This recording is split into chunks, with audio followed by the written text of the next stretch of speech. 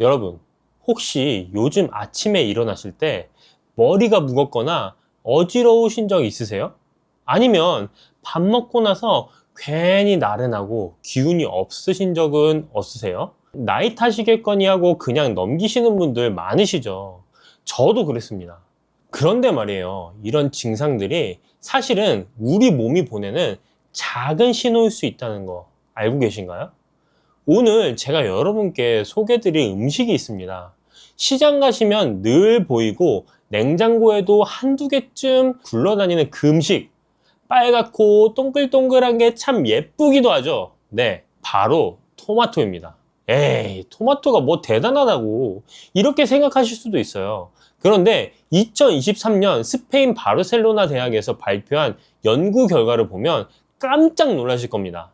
매일 토마토 한 개, 그러니까 110g 정도만 드셔도 고혈압 위험이 무려 36%나 줄어든다는 결과가 나왔거든요. 이 연구는 유럽 심장병 예방 학회지에 실린 검증된 연구입니다. 고혈압 위험이 3분의 1 이상 줄어든다니 토마토 한 개가 이렇게 대단한 일을 해낼 줄 누가 알았겠어요. 오늘은 이 빨간 보물 토마토에 대해서 제대로 한번 파헤쳐 보려고 합니다. 먼저 혈압 걱정되시는 분들, 혈당 관리하시는 분들께 토마토가 어떻게 도움이 되는지 알려드릴게요. 그리고 토마토와 함께 드시면 효과가 2배, 3배로 좋아지는 음식도 있습니다. 양파랑 같이 드시면 혈압이 평균 8에서 10 정도 더 떨어진다는 연구 결과도 있거든요. 하지만요, 여기서 중요한 게 있습니다.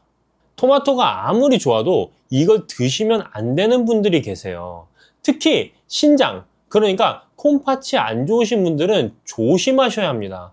어떻게 하면 안전하게 드실 수 있는지도 오늘 꼭 짚어드릴게요. 좋은 것만 알려드리면 반쪽짜리 정보잖아요. 주의해야 할 것까지 다 알아야 진짜 도움이 되는 거니까요. 그럼 지금부터 차근차근 이야기 나눠보겠습니다. 자, 그럼 먼저 우리 몸 이야기부터 해볼까요? 나이가 되면 가장 먼저 걱정되는 게 뭐예요? 혈압, 혈당, 그리고 혈관 건강이죠. 예전엔 밥 먹고 나서 그렇게 나른하지 않았는데 요즘은 식사 후에 유독 피곤하고 졸리신 분들 계시죠? 아침에 일어날 때 머리가 묵직하고 가끔 어지러우신 분들도 계시고요.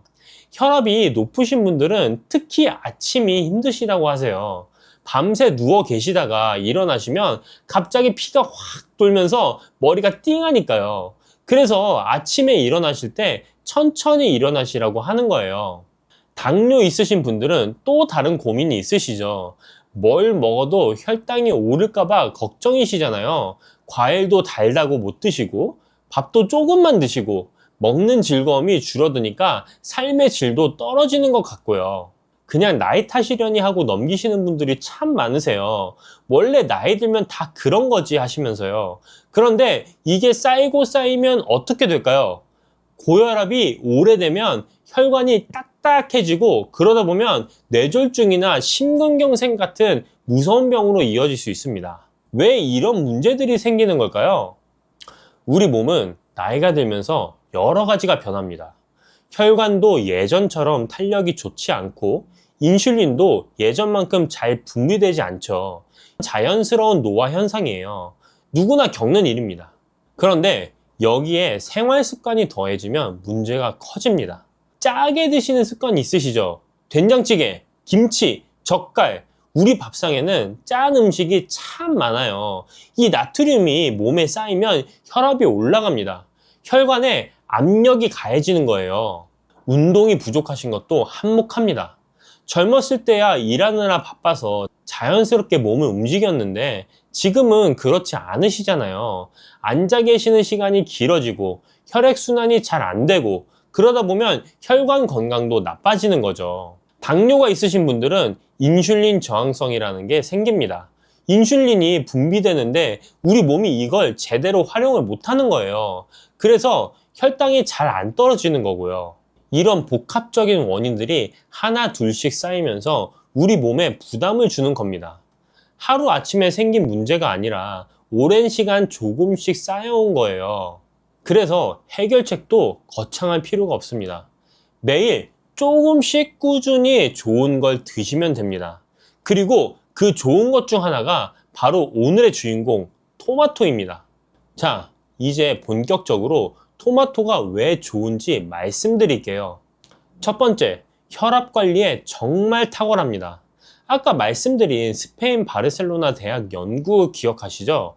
하루에 토마토 110g, 큰 토마토 한 개도 안 되는 양을 드신 분들이 고혈압 위험이 36%나 줄었다고 했잖아요. 이게 어떻게 가능한 걸까요? 토마토에는 칼륨이 풍부합니다. 100g당 약 230mg 정도 들어있어요. 이 칼륨이 우리 몸에서 나트륨을 밖으로 내보내주는 역할을 합니다. 짜게 드신 게 걱정이 되셨던 분들, 토마토가 그 짠 성분을 배출해주는 거예요. 그래서 미국 심장협회에서도 고혈압 예방식품으로 토마토를 권장하고 있습니다. 그리고 토마토 하면 빼놓을 수 없는 게 있죠. 바로 라이코펜이라는 성분입니다. 토마토가 빨간 이유가 바로 이 라이코펜 때문이에요. 이 성분이 혈관을 확장시켜주고 혈액이 잘 흐르게 도와줍니다. 혈관 벽에 찌꺼기가 쌓이는 것도 막아주고요. 핀란드에서 진행된 연구에서는 혈중 라이코펜 수치가 높은 사람들이 뇌졸중 위험이 55%나 낮았다는 결과도 있습니다. 절반 이상 줄어든 거예요. 토마토 하나가 이렇게 대단한 일을 해내는 겁니다. 두 번째는 당뇨 있으신 분들도 안심하고 드실 수 있습니다. 당뇨 있으신 분들이 과일 드실 때 제일 걱정하시는 게 뭐예요? 혈당이 확 오르면 어쩌나는 거죠. 그런데 토마토는 혈당 지수가 15에서 30 정도밖에 안 됩니다. 55 이하인 저혈당 지수 식품이라고 하는데 토마토는 그보다 훨씬 낮은 거예요. 혈당 부하 지수라는 것도 있는데요. 이건 실제로 먹었을 때 혈당에 얼마나 영향을 주는지 나타내는 수치입니다. 토마토의 혈당 부하 지수는 1.1입니다. 사과가 6이고 수박이 5.6인 것에 비하면 정말 낮은 수치죠. 대한당뇨병학회에서도 당뇨 환자분들께 큰 토마토 1개, 방울토마토면 15개에서 20개 정도를 권장하고 있습니다. 세 번째, 치매 예방에도 도움이 됩니다. 미국 시카고에 있는 러시 대학에서 진행한 연구가 있어요. 토마토와 양파를 주기적으로 드신 분들이 그렇지 않은 분들보다 인지 능력이 더 오래 유지됐다는 결과가 나왔습니다. 라이코펜이 뇌세포 손상을 억제하고 신경염증을 줄여주기 때문이에요. 나이 들면서 깜빡깜빡 하는 게 늘어나시죠? 토마토를 꾸준히 드시면 그런 걱정을 조금은 덜 수 있습니다. 자, 그럼 토마토를 어떻게 드시면 가장 좋을까요? 실제로 생활에서 바로 적용할 수 있는 방법들을 알려드릴게요. 첫 번째, 익혀서 드시면 라이코펜 흡수가 훨씬 잘 됩니다. 토마토를 생으로 드시는 것도 좋지만 올리브유와 함께 익혀서 드시면 라이코펜 흡수율이 크게 높아집니다. 라이코펜이 기름에 잘 녹는 성질이 있거든요. 토마토를 쌓아서 올리브유 두르고 살짝 볶아 드시면 됩니다. 계란 프라이 하실 때 토마토도 같이 볶아 드시면 아침 식사로 딱이에요. 두 번째, 양파와 함께 드시면 혈압 관리에 더 좋습니다. 유럽 영양학회 연구에 따르면 토마토와 양파를 함께 드신 분들은 수축기 혈압이 평균 8에서 10 정도 더 떨어졌다고 합니다. 양파에 있는 케르세틴이라는 성분이 혈관을 확장시켜주고 토마토의 라이코펜과 시너지를 내는 거예요. 토마토 양파 볶음, 토마토 양파 샐러드, 토마토 양파 스프 이렇게 드셔도 좋습니다. 자, 세 번째, 샐러드로 드실 때는 양상추나 오이와 함께 드세요. 당뇨 있으신 분들은 특히 이 조합을 추천드립니다. 양상추와 오이가 혈당 조절 효과를 높여주거든요. 신선한 채소들과 함께 드시면 포만감도 있고 건강에도 좋습니다. 네 번째, 하루 섭취량을 지켜주세요. 아무리 좋은 것도 지나치면 탈이 납니다. 하루에 큰 토마토 1개에서 2개, 방울토마토면 15개에서 20개 정도가 적당합니다. 일주일에 2번에서 3번 정도 꾸준히 드시면 좋고요. 다섯 번째, 아침 식사에 따뜻하게 드시면 장도 편해집니다. 차가운 토마토보다는 따뜻하게 조리해서 드시면 속이 편합니다. 토마토 스프, 토마토 달걀볶음 같은 요리로 아침 식사를 시작해 보세요. 장이 편해지면 하루가 가볍습니다. 자, 여기까지 토마토의 좋은 점을 말씀드렸는데요. 이제 중요한 주의사항을 말씀드려야겠습니다. 이 부분 꼭 기억해 두셔야 돼요. 첫 번째, 신장이 안 좋으신 분들은 조심하셔야 합니다. 토마토에는 칼륨이 많이 들어있다고 했잖아요. 건강한 분들에게는 나트륨을 배출해주는 고마운 성분이지만 신장 기능이 떨어지신 분들에게는 문제가 될 수 있습니다. 왜냐하면 신장이 칼륨을 밖으로 내보내는 역할을 하거든요. 신장이 안 좋으시면 이 기능이 떨어져서 칼륨이 몸에 쌓입니다. 이걸 고칼륨 혈증이라고 하는데 심하면 근육마비나 심장 부정맥까지 올 수 있어요. 만성 신부전이 있으시거나 투석 중이시거나 신장 기능이 많이 떨어지신 분들은 토마토를 드시기 전에 반드시 담당 의사 선생님과 함께 상의를 하셔야 합니다. 혈중 칼륨 수치가 5.5 이상이시면 토마토를 피하시는 게 좋습니다. 자, 꼭 드시고 싶으시다면 방법이 있긴 합니다. 토마토를 물에 2시간 이상 담가 두시면 칼륨이 약 90% 정도 빠져나갑니다. 30분마다 물을 갈아주시고 끓는 물에 살짝 데쳐서 껍질을 벗기시면 됩니다. 그리고 데친 물은 꼭 버리셔야 돼요. 그 물에 칼륨이 녹아 있으니까요. 두 번째, 설탕 뿌려서 드시면 안 됩니다. 예전에 토마토에 설탕 뿌려 드시던 분들 계셨죠? 그렇게 드시면 혈당이 확 올라갑니다. 당뇨 있으신 분들은 특히 조심하셔야 돼요. 시판되는 토마토 주스도 설탕이나 시럽이 들어간 제품이 많으니까 꼭 무가당 제품을 고르셔야 합니다. 세 번째, 말린 토마토, 건 토마토는 주의하세요. 말리면 수분이 빠지면서 당분이 농축됩니다. 그래서 생토마토보다 혈당을 많이 올릴 수 있어요. 당뇨 있으신 분들은 생토마토로 드시는 게 좋습니다. 네 번째, 공복에 드시면 속이 불편하실 수 있습니다. 토마토는 산성이 좀 있는 음식이에요. 빈속에 드시면 속이 쓰리거나 불편하실 수 있습니다. 역류성 식도염이 있으신 분들도 토마토를 피하시는 게 좋고요. 식사 중간이나 식후에 드시면 괜찮습니다. 다섯 번째, 혈압약 드시는 분들은 참고하세요. 토마토가 혈압을 낮춰주는 효과가 있다 보니 혈압약과 함께 드시면 혈압이 너무 떨어질 수도 있습니다. 물론 토마토 한두 개로 그렇게까지 되진 않겠지만 혹시 어지러우시거나 기운이 없으시면 담당 의사 선생님께 말씀하시는 게 좋습니다. 토마토는 혈압 관리에 정말 좋은 음식입니다. 스페인 바르셀로나 대학 연구에서 하루에 110g, 토마토는 한 개만 드셔도 고혈압 위험이 36% 줄어든다는 결과가 나왔고요. 핀란드 연구에서는 뇌졸중 위험이 55%나 낮아진다는 결과도 있었습니다. 당뇨 있으신 분들도 안심하고 드셔도 됩니다.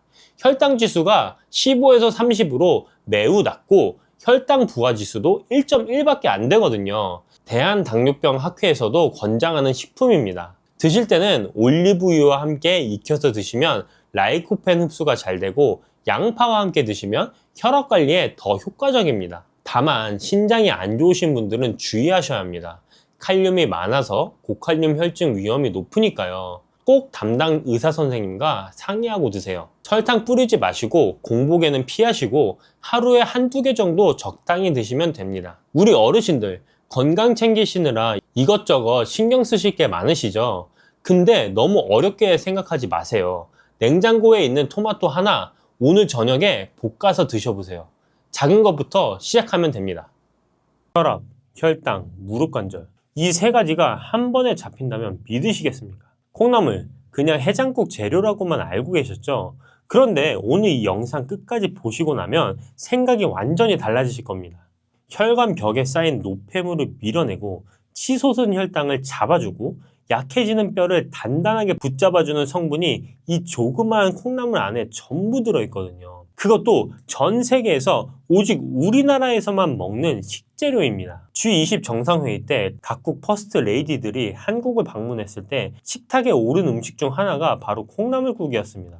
외국 손님들이 신기하게 쳐다봤다고 하죠. 우리에게 너무 익숙한 나머지 그냥 지나쳤던 이 식재료가 사실은 어르신 건강을 지키는 가장 강력한 무기였던 겁니다. 그런 콩나물이 왜 이렇게 대단한 건지 바로 핵심부터 말씀드릴게요. 콩나물의 비밀은 바로 아스파라간산과 이소플라본이라는 두 가지 성분에 있습니다. 아스파라간산은 우리 몸속의 피로 물질을 분해해서 밖으로 내보내는 역할을 하는 성분입니다. 술 마신 다음날 콩나물국 한 그릇 먹으면 속이 팍 풀리는 게 바로 이 성분 덕분이에요. 이 성분이 해장만 해주는 게 아닙니다. 평소에 쌓인 피로를 풀고 간이 제 역할을 할 수 있도록 돕는데도 꾸준히 작용을 합니다. 이소플라본은 식물성 에스트로겐이라고 불리는 성분인데요. 이 에스트로겐이라고 하면 여성 호르몬 아니냐고 하시는 분들 계시잖아요. 맞습니다. 나이가 들수록 이 호르몬이 줄어들면서 뼈가 약해지고 혈관이 딱딱해지고 무릎 연골이 닳기 시작해요. 이소플라본은 그 빈자리를 채워주는 역할을 하는 거예요. 중년 여성뿐만 아니라 중년 남성에게도 혈관 건강 측면에서 도움이 됩니다. 그리고 한 가지 더 놀라운 사실이 있어요. 콩에는 원래 비타민C가 전혀 없거든요. 콩이 싹을 틔워서 콩나물이 되는 순간 비타민C가 새로 생겨납니다. 발화 후에 5에서 6일 정도 사이에 비타민 함량이 가장 높아지는데 이게 바로 콩나물을 신선할 때 먹어야 하는 이유입니다. 콩나물을 어떻게 먹어야 효과가 배가 되는지 말씀을 드릴게요. 콩나물 혼자서도 훌륭하지만 어떤 음식과 함께 먹느냐에 따라 몸에서 흡수되는 영양이 확실히 달라집니다. 콩나물과 함께 먹으면 보약이 되는 음식 첫 번째는 마늘과 돼지고기입니다. 콩나물국을 끓이실 때 다진 마늘을 꼭 넣어보세요. 콩나물에 들어있는 아스파라긴산이 피로물질을 분해하는데 마늘의 알리신이 더해지면 피로회복 효과가 한층 강해집니다. 여기에 돼지고기까지 곁들이면 금상첨화입니다. 돼지고기는 비타민 B1이 풍부한 식재료인데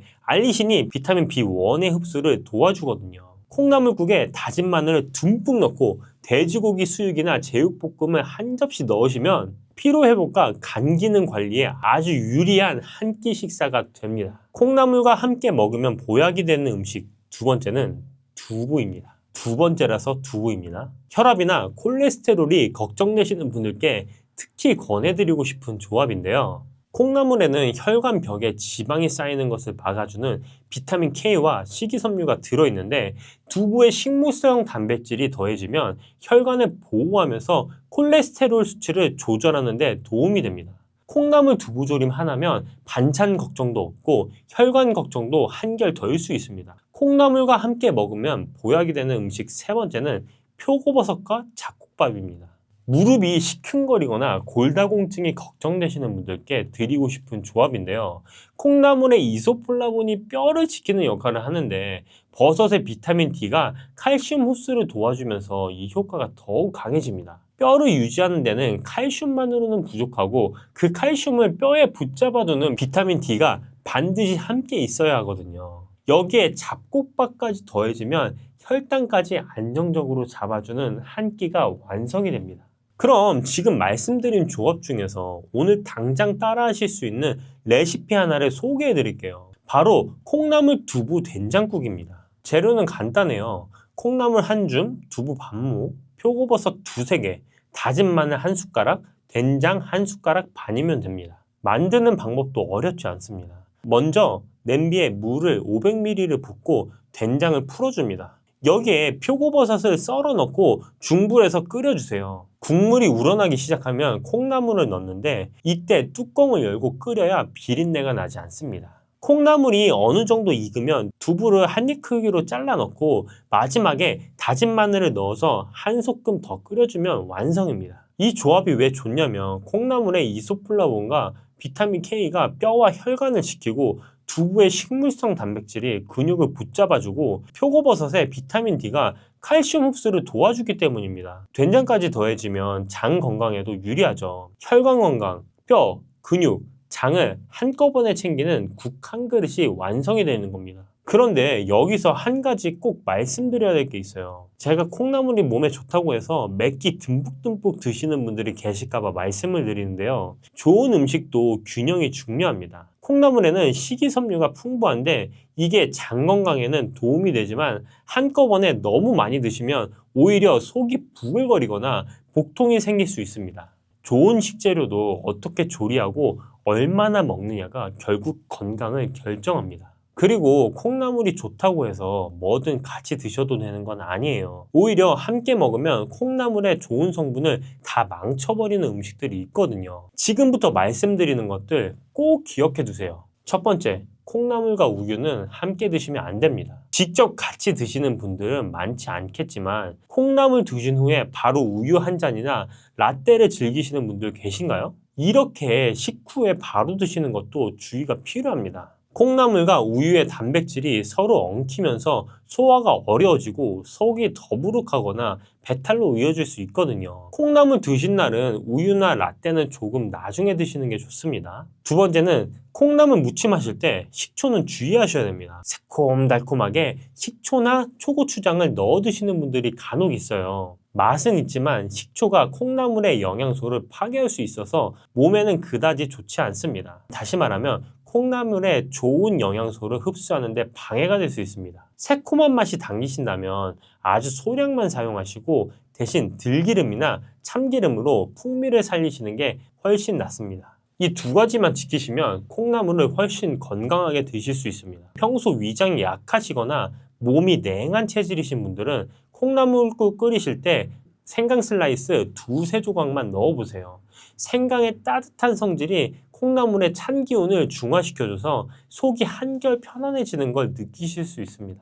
오늘 콩나물 얘기를 길게 드렸는데 결국 핵심은 하나입니다. 콩나물 혼자가 아니라 무엇과 함께 먹느냐가 중요합니다. 마늘과 돼지고기를 곁들이면 피로 회복이 되고 두부와 함께 드시면 혈관이 튼튼해지고 표고버섯과 잡곡밥을 더하면 뼈와 혈당까지 잡을 수 있습니다. 1,000원짜리 콩나물 한 봉지가 어떻게 조합하느냐에 따라 보약이 되는 겁니다. 여러분, 양파 좋은 거 다들 아시죠? 그런데 양파를 그냥 드시면 속에 들어있는 좋은 성분의 겨우 5에서 10%만 쓰고 나머지는 몸 밖으로 빠져나갑니다. 금덩이를 손에 쥐고 흘려보내는 것과 같죠. 그런데 부엌 천장에 있는 식초 딱 한 숟갈만 더해주면 이야기가 완전히 달라집니다. 그럼 왜 그냥 먹으면 손해일까요? 양파에는 퀘르세틴이라는 강력한 항산화 성분이 들어있습니다. 혈관을 보호하고 나쁜 콜레스테롤은 낮추고 혈당까지 잡아주는 귀한 성분이에요. 근데 이 퀘르세틴이 양파의 세포벽 안에 꽁꽁 갇혀 있습니다. 튼튼한 금고 안에 보물을 넣어둔 것과 같아서 아무리 씹어 먹어도 대부분이 흡수 전에 빠져나가 버리는 거죠. 여기에 식초가 들어가면 상황이 달라집니다. 식초의 아세트산이 이 단단한 세포벽을 부드럽게 녹여주거든요. 이 금고문이 열리면서 퀘르세틴이 쏟아져 나오고 식초의 산성 환경이 이 성분을 위산에서도 보호해줘서 장까지 무사하게 도달하게 됩니다. 같은 양파라도 식초와 함께 드시느냐 안 드시냐에 따라 우리 몸이 얻는 혜택이 하늘과 땅 차이인 셈입니다. 그런데 이게 왜 중요할까요? 50대 중년이 넘어가면 혈관이 소리 없이 막히기 시작합니다. 혈관벽에 끈적한 기름때가 달라붙어 있어서 피가 시원하게 돌지 못하게 되거든요. 이게 진행되면 손발이 차가워지고 아침에 온몸이 무겁고 손마디가 뻣뻣해서 주먹 하나 쥐는 것도 힘들어집니다. 혹시 요즘에 계단을 오르내릴 때 다리가 무겁거나 밤에 다리에 쥐가 나서 깨신 적이 있으신가요? 이런 증상들이 바로 혈관이 보내는 경고 신호입니다. 나이 탓이라고 단순하게 넘기시면 5년 뒤가 정말 걱정이 됩니다. 자, 통계청 자료에 보면 65세 이상 어르신의 가장 큰 사망 원인이 암이 아니라 심장병이나 뇌졸중 같은 심뇌혈관 질환입니다. 혈관은 우리 몸의 도로와 같아서 이 길이 막히면 아무리 좋은 음식을 드시고 비싼 영양제를 챙겨도 소용이 없어요. 오히려 노폐물만 쌓여서 몸을 더 망치게 되죠. 더 안타까운 건 양파가 좋다는 걸 아시고 꾸준히 드시는 분들도 방법이 틀리면 말짱 도루묵입니다. 생으로 드시면 위장만 자극하고 좋은 성분 흡수가 안 되고 너무 오래 끓이면 유황 성분이 다 날아가 버립니다. 오늘 알려드리는 방법이 중요한 이유가 바로 이것인데요. 양파 속에 있는 퀘르세틴은 혈관벽에 지방과 콜레스테롤이 쌓이는 걸 막아주는 방패 역할을 해요. 여기서 식초에 아세트산이 함유하면 콜레스테롤이 새로 만들어지는 것 자체를 억제합니다. 방패로 막으면서 적군의 보급로까지 끊어버리는 셈이죠. 또한 양파에는 천연 인슐린이라 불리는 유아프로필 성분이 있어서 높은 혈당만 골라서 낮춰줍니다. 정상 혈당을 건드리지 않고 높을 때만 작용하는 똑똑한 기능이에요. 식초의 아세트산도 탄수화물의 당분 흡수를 느리게 만들어주니까 이 둘이 합쳐지면 식후 혈당 스파이크를 효과적으로 막을 수 있습니다. 질병관리청에서도 당뇨 환자분들에게 소금 대신 식초 사용을 권장하고 있을 정도예요. 그래서 드시면 뭐가 달라지냐면요. 처음 2주 정도는 소화가 편해지는 걸 먼저 느끼십니다. 식초가 위액 분비를 도와주고 양파의 식이섬유가 장 운동을 활발하게 해주기 때문인데요. 속이 가벼워지고 화장실도 수월해집니다. 한 달쯤 지나면 손끝, 발끝에 온기가 싹 돌기 시작하고 3개월을 넘기면 건강검진 수치에 눈에 보이는 차이가 나타납니다. 혈압이 안정되고 염증 수치가 떨어지면서 아침이 한결 가뿐해져요. 미국에 있는 사우스 캐롤라이나 의과대학에서 50세 이상 여성을 대상으로 연구한 결과 양파를 꾸준히 드신 분들은 골밀도가 훨씬 좋았고 골반 골절 위험이 20% 이상이 낮았습니다. 식초 쪽도 놀라운 결과가 있어요. 2009년 일본 임상시험에서 매일 식초 15에서 30ml를 마신 분들의 체중이 12주 만에 0.9에서 1.8kg나 줄었고 식초의 구연산이 칼슘과 만나면 흡수율이 무려 4.4배나 높아진다는 실험 결과도 있었습니다. 뼈 건강이 걱정이신 어르신들에게 정말 놓치면 안 되는 조합인 거죠. 그럼 어떻게 드셔야 할까요? 가장 간단하면서도 강력한 방법, 특급 레시피, 양파 식초 절임부터 알려드리겠습니다. 양파를 얇게 써세요. 딱 15에서 20분만 공기에 노출시켜 주시고요. 양파 속 효소가 공기와 반응하면서 유익한 성분이 극대화가 됩니다. 그 다음 유리병에 양파를 꾹꾹 눌러 담고 천연 발효 식초를 부어주시면 됩니다. 마트에서 흔히 파는 주정 식초가 아니라 라벨에 천연 발효라고 적힌 양조 식초를 쓰셔야 합니다. 기호에 따라서 통후추 한 줌과 양배추도 양파와 동일량을 넣어 두셔도 좋고요.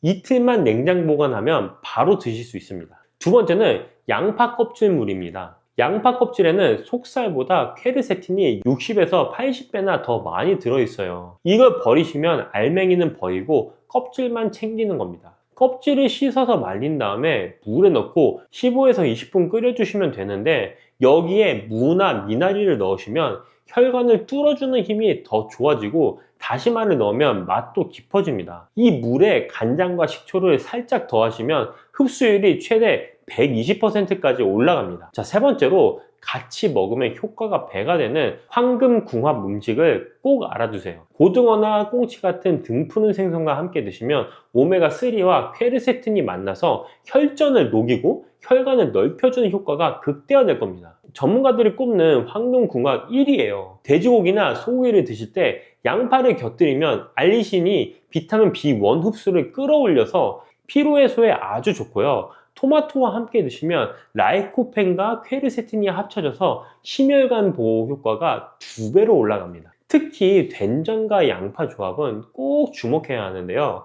된장이 발효식품이라 양파의 유효 성분 흡수도 도와주거든요. 생양파를 식초에 살짝 절여 된장을 찍어 드시면 맛도 좋고 약이 되는 최고의 반찬이 됩니다. 하루 루틴은 이렇게 잡으세요. 아침 식사 때 양파 식초 절임을 반찬으로 곁들이시면 혈당이 급격히 오르는 걸 막아줍니다. 점심과 저녁에는 양파 껍질 물을 종이컵 1컵 정도 식사 중에 미지근하게 드시면 됩니다. 양파는 하루에 중간 크기 반개, 식초는 한두 큰술이면 충분합니다.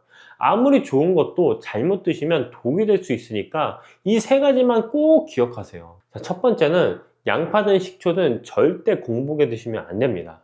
빈속에 들어가면 위 점막을 자극해서 속이 쓰릴 수 있어요. 반드시 식사 중이나 식후에 식초는 물에 충분히 희석해서 드시고 드신 뒤에는 물로 입안을 가볍게 헹궈 주시면 치아 범량질도 보호할 수 있습니다. 자, 두 번째, 양파와 절대 같이 드시면 안 되는 음식이 있습니다. 바로 꿀과 우유예요. 꿀은 양파의 유황 화합물과 만나면 위장에 부담을 주어 속쓰림이나 복부 팽만감을 일으키고 우유는 양파 성분이 우유 단백질과 결합하면서 소화곤란과 더부룩함을 유발할 수 있습니다. 이 두 가지는 꼭 피해주세요. 아까 말씀드린 등 푸른 생선, 된장으로 건강한 식사를 하시면 됩니다. 자, 세 번째, 아스피린이나 와피린 같은 혈액 관련 약을 드시는 분들은 양파의 양은 절반으로 줄이시고 생강을 함께 곁들여 드시면 좋습니다. 생강의 진저롤 성분이 위장 자극을 완화해 줄 뿐만 아니라 몸의 온기를 올려서 혈액순환까지 도와주거든요. 또 위가 약하신 분들은 생양파 대신에 5분에서 7분 정도 볶거나 데쳐서 드시면 자극은 줄면서 퀘르세틴 흡수율은 오히려 더 높아지니까 일석이조입니다. 오늘 장 보실 때 싱싱한 양파 한 망과 천연 발효 식초 한 병만 장바구니에 넣어 보세요. 찾기 어렵거나 귀찮으신 분들은 밑에 링크를 확인해 주시면 됩니다. 양파 반 개에 식초 한 숟갈, 이 작은 습관이 여러분의 혈관 나이를 10년을 젊어지게 만들어 줄 겁니다. 한 달만 꾸준히 해보세요. 우리 몸은 정직해서 여러분이 쏟은 정성만큼 반드시 건강으로 보답합니다. 몸속 염증이 걱정되시는 분들 많으시죠? 무릎이 시큰거리거나 손가락 마디가 뻣뻣하거나 이유 없이 몸이 무겁고 피곤한 느낌, 이런 증상들의 공통 원인이 바로 만성염증이에요. 이 염증이 왜 문제냐면 우리 몸에 염증 자체는 나쁜 게 아니지만 이 염증이 꺼지지 않고 만성적으로 계속 남아있을 때 큰 문제가 됩니다. 잘못된 식습관, 스트레스, 노화로 인해 몸속에서 염증이 조용히 쌓이면 혈관을 손상시키고 관절을 닳게 하고 각종 만성질환의 씨앗이 되는 겁니다. 그래서 염증을 꾸준히 억제하는 식습관이 중요한데요. 오늘은 그 중에서도 우리 식탁에서 쉽게 챙길 수 있는 염증 잡는 생선 4가지를 알려드리겠습니다. 우선 왜 생선이냐면요, 생선에는 풍부한 오메가3 지방산이 핵심으로 들어가 있습니다. 오메가3는 우리 몸에서 스스로 만들 수 없어서 반드시 음식을 통해 섭취해야 하는 필수 지방산이에요. 삼성 서울병원 자료에 따르면 오메가3 지방산은 염증과 혈액 응고를 억제하는 역할을 한다고 밝히고 있습니다. 특히 오메가3 안에 EPA와 DHA라는 성분이 있는데, EPA는 염증을 일으키는 물질 생성을 억제하는 역할을 합니다. DHA는 뇌와 신경계통을 구성하는 핵심 성분인데요. 이 두 가지가 같이 작용하면서 염증도 잡고 혈관도 지켜주는 겁니다. 자, 그럼 지금부터 이 4가지 하나씩 알려드리겠습니다. 4위는 참치입니다. 참치는 단백질이 풍부하면서 EPA, DHA가 들어있는 오메가3를 함유하고 있습니다. 여기에 셀레늄이라는 성분도 풍부한데요. 셀레늄은 강력한 항산화 미네랄로 면역력을 높이고 염증 반응을 낮추는 데 도움을 줍니다. 참치는 어떻게 드시는 게 가장 좋을지 제가 지금 설명해 드리겠습니다. 당연한 얘기지만 참치캔보다는 신선한 참치가 훨씬 더 좋습니다. 이게 너무 당연한 얘기죠. 통조림 가공 과정에서 EPA, DHA가 일부 손실될 수 있습니다. 하지만 신선한 참치랑 참치캔은 비교했을 때 가격 차이가 너무 많이 나잖아요. 그래도 참치캔을 좀 건강하게 드실 수 있는 방법을 제가 하나 알려드리겠습니다. 이 참치캔을 드실 때는 꼭 한번 물에 헹궈서 드세요. 나트륨을 상당히 줄일 수 있습니다. 브로콜리나 양파, 바나나 같은 채소를 곁들이면 나트륨 배출에도 도움이 더 될 수 있습니다. 이 참치를 활용한 간단한 레시피 하나를 알려드리겠습니다. 바로 참치 아보카도 덮밥인데요. 재료는 참치캔 1개랑 아보카도 반 개, 밥 1공기 이렇게 준비해 주시면 됩니다. 참치캔은 물에 한번 헹궈서 나트륨을 줄여준 다음에 아보카도는 먹기 좋게 슬라이스해서 준비해 주시면 됩니다. 밥 위에 참치를 올리고 아보카도를 예쁘게 얹어주세요.